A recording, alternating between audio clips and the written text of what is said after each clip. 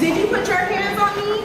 Did you put your hands on me? Never even seen you. Did you lock me in the spot? I think you're bullying right now. No, did you lock me in the spot? I think you're, can you call the police? Yeah, call the police. Call them now. So I can press charges for what you did to me. You see that? Did you try to blackball me? I think you're mentally ill. Fucking bully. Did you? Did you? You fucking bully. Did you just throw something at me? Did you fucking bully? Did you see that? Nigga, if I have my burger, I'll blow your bitch ass back. Did you almost make me lose my fucking baby? Did you put your hands on me? So there was a young lady, goes by the name SKG, which originally stood for Suge Knight's Girl. She was signed to Death Row Records as a rapper 20 plus years ago. She left because she got pregnant and Suge didn't like it, but there's a bunch of other drama. She's been doing interviews on Tasha K. She just did one, Adam 22. Go watch them. They're good.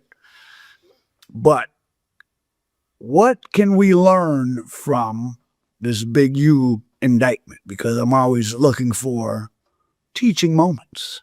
What can you take out of this? Well, it's to not play both sides of the fence.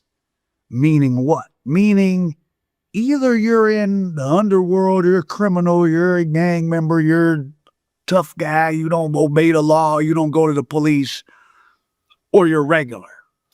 But a lot of people who you're from a certain neighborhood, or you got a relative, or when it's convenient, you break the law, but then other times you call the police. And I was listening to her story. Now, she starts off and she tells you, I don't think she said was a Rollin 60, but she's from that area and she has relatives that were in it. And she starts off telling you, I'm from one of those families. My uncles are known killers and they would go out of town and hit licks for 100,000 and they were doing this and that. So she says that. Okay. And so she said her experience, and back when she was with Death Row, those guys would have been around. She said Suge always treated her fine, other than when he finally ended their business arrangement, but that's not really mistreating somebody. She's talking and talking about the things Big U, I mentioned in the story before, she felt Nipsey called her up to a store. Big U locked the door behind her, beat her up. She was pregnant. They had footage in the beginning that was from just like a year ago where she was in a hotel lobby and Big U was there and she just went off, started throwing stuff at him. She claims she was getting phone calls that Big U had put a hit out on her, like recently, like after that incident.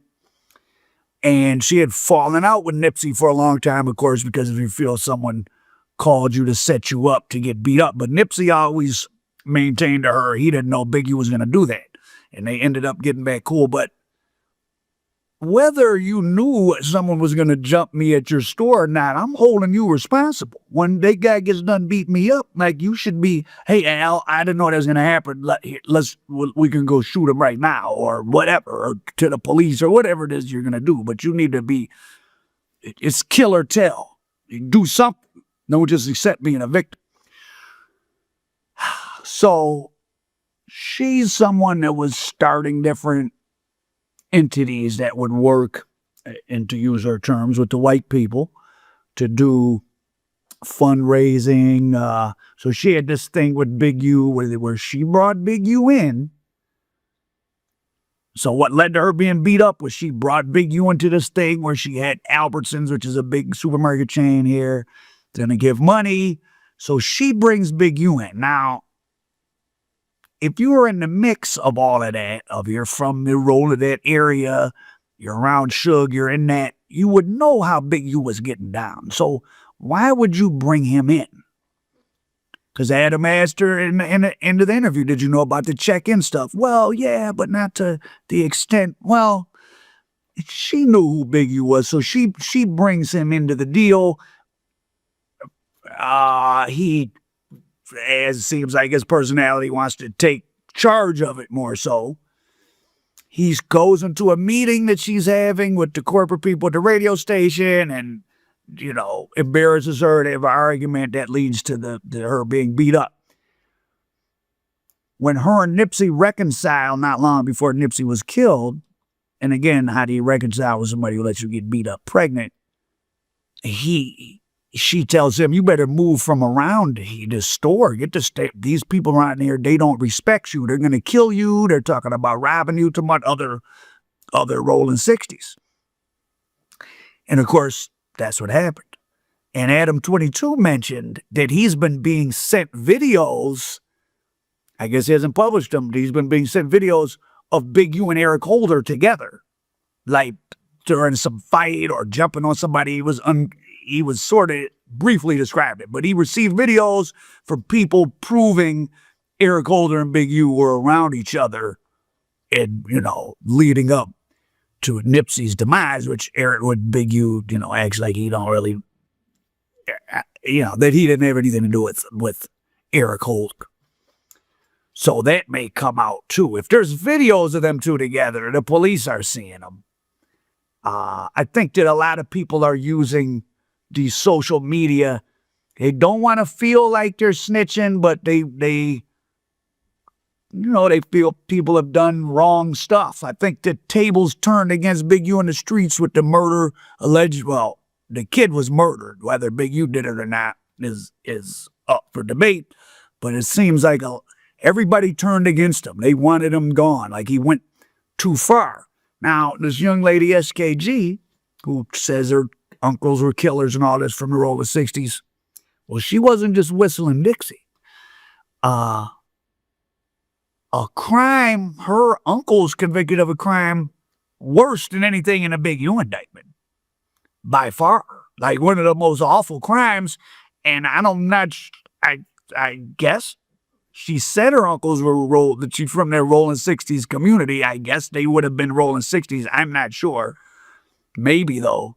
And, of course, the reason the Rollin 60s are nationally they were the first gang that people probably outside of L.A. heard about because they made the national news for a couple incidents, one of which was the Little Fee murder where 3 or 4 members of Rollin 60s, after a night of cocaine usage, went to carry out a $60,000 contract hit on a girl in a wheelchair.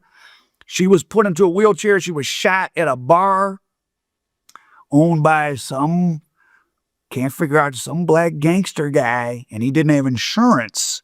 So the girl's in a wheelchair. She's suing the bar because she was shot by just some random patron there shooting. And that's why bars are supposed to have insurance for things happen in bars. People get hurt. So instead of him getting sued, he hired these guys. They go to kill the girl in the wheelchair. They read the address wrong, and they go in and kill the family of NFL football player Kermit Washington, including like 3 juveniles. So they're going to kill a 21-year-old girl in a wheelchair whose only offense was she wanted to be, medical expenses to be paid. And they killed they killed children, and it wasn't even the right house. So a very frightening reputation, the Rollin 60s, or at least some of them developed even, by the mid-'80s. And of course, this is the branding that someone like Nipsey Hussle used to promote him. I mean, he didn't make any secret about it and said he was active, and he used that as part of his branding. So I can definitely just seeing things from everybody's perspective. If I was one of the old school bad guys who did, things that made the Rollin 60s name have this brand name of fear and terror and respect in the streets of LA and nationally, I might. And then here comes these new rappers that whatever they do, they're not the ones that made the Rollin 60s famous. Nipsey Hussle isn't the reason people are scared of the Rollin 60s. So why shouldn't they want some money from him? But that's another topic. But so this, like I said, the worst crime was committed by this SKG's uncle. Here it is. Manipulator. Wallace once was a celebrity lawyer, reportedly representing Magic Johnson and rapper Dr. Dre. But in 2001, trouble. She was convicted of defrauding 18-year-old John Trey Birdsong and his brother, 20-year-old Howard. They were murdered in this Inglewood home by a gunman posing as the mailman. A guy came to the door dressed as a postman, He got his way into the house, shot the 2 boys that lived in the house, when the 2 guys are in there dead. Timothy Mack is now serving 3 life terms for masterminding the killings. He and Wallace had been after $380,000 the brothers had received as an insurance payout after their mother, an LAPD police officer, died of cancer. Wallace was sent to prison for forging the brothers' signatures and spending the money on herself until they complained. They were owed the money. When they were defrauded of that, then they were murdered. So, to recap, the uncle, so this crooked lawyer,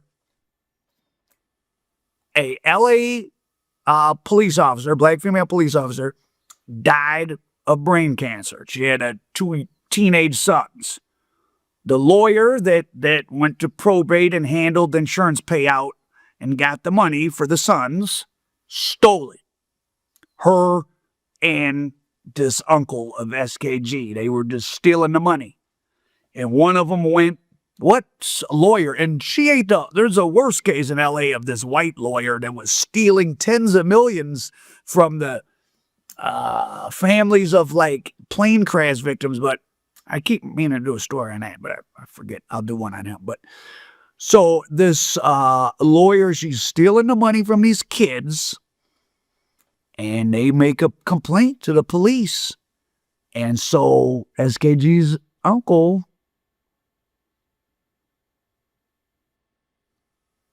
has this other guy, Wayman Jackson, knock on the door, posing as a mailman, and executes like I think one was 18, one was 20. All because they just wanted their mother's insurance. I mean, this is one of the most horrible, like, your mother died of brain cancer. Your mother was not a lowlife, was a police officer. She's an upstanding citizen. She left provisions for her 2 sons, and this lawyer steals it, and then she gets this guy who, I don't know, was he Rollin 60 Crip or whatever he was, SKG's uncle. He has this guy, Wayman Jackson, do the murders. Now, it says in one of the articles, Wayman Jackson at the time was dating one of SKG's uncle's nieces. Was that SKG? I don't know. Maybe I'll get a chance to interview her. I don't know if she wants to go into this too much, but I don't know. But so fast forward to SKG bringing Big U into her business. All the people in the Big U's indictment, all the rappers they are alleged to extort, you know, it's just like with the Italian mafia. You put yourself in a position to be victimized by, like, these rappers.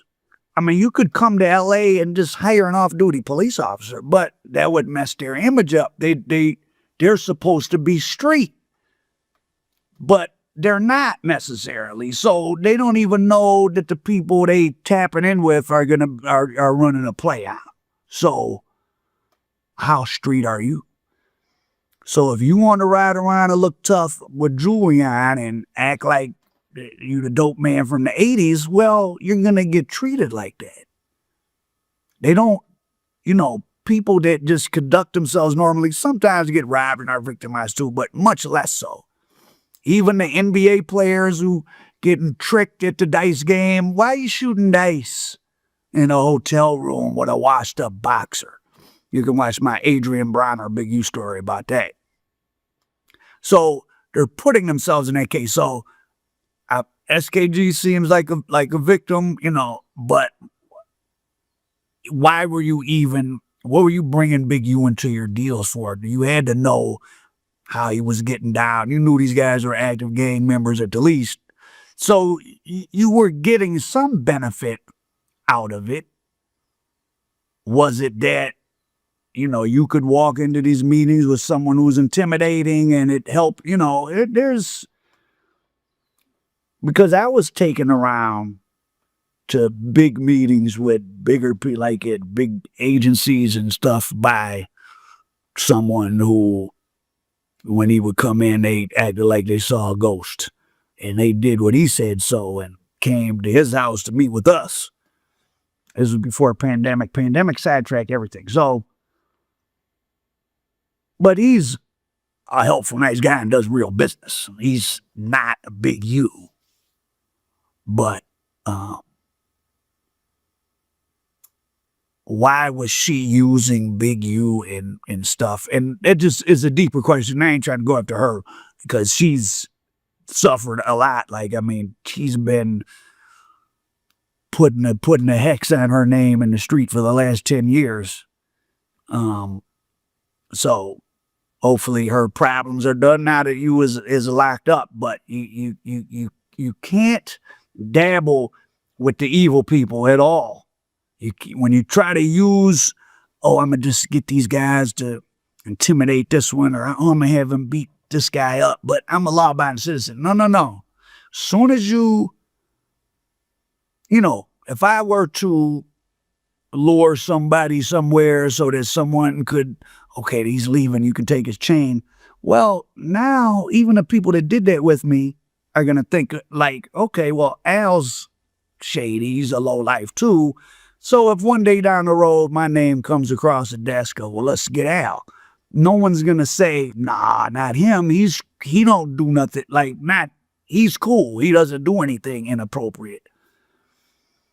But when you do shady stuff, or you dabble in it, or you try to use the intimidation factor of somebody for your own manipulative purposes, you enter into their world. You're a rapper that wants to seem tough. You're an athlete. Steven Jackson want to go to O Block and all this. Like, what are you doing all this for? You're now engaging with a set of people that you might think you're like them because you think you look like them, but they're living a different life. You make millions of dollars paid by the white corporations. Your life is not anything like what someone that's still in one of these neighborhoods and trying to get it any way they can. So stay in your lane. And if you seek the excitement of hanging with dangerous people, you're going to get some danger put in your life. And Big U was big danger for some of these people that wanted to dabble. And so I thought that was interesting. But her interviews are very good, so go watch SKG's interviews on No Jumper and Tasha K. And hopefully her stress level is down now that Big U is gone. But you can't even a little bit dabble with certain stuff because you open yourself up. You know, it's like, you know, you can't go hang out at the crack house and then act funny because someone passes you the pipe. Oh, I'm just here to watch. What do you mean you're just here to watch? Or I'm just stopping by because it's Friday night and I want to see the crackheads have a fight. I'm that crazy. There's people who do that. I grew up, my apartment was right next to a liquor store, and it would be crazy stuff, like just wild on the corner. And people would come over my house, and I was like 18 or 19. It was like some of my black middle class friends would come over just to sit on the porch and see like crazy violence and all type of stuff. They were safe because they were on my porch. It's kind of messed up, but this is what people are doing on watching shit on social media. People getting assaulted and gossiping about this and that and putting up videos of people assaulting each other. My porch was World Star Hip Hop. So go watch SKG's interviews. Big U's extortion tactics aren't even that bad compared to what her own uncle did. Triple. And then he had another guy killed that was some type of gang rival. So he has 3 life sentences for murder. This last year, they denied his resentencing. So he ain't getting out. And Little Fee and the other guy, CW or whatever, from Rollin 60's, who convicted in the Kermit Alexander family murders, they're not getting out. Been in prison since like 84. Some dangerous people out here on the mean streets of the big city. And if you're not, you can't just dabble and play with them. If you're not one of them or you're not wanting to be in that world, keep it to high and by. Or whatever, you do regular stuff, eat some wings and watch the game, crack a few jokes with them. Keep it wholesome. As soon as you start playing on the other side of the fence, because there is no both sides of the fence.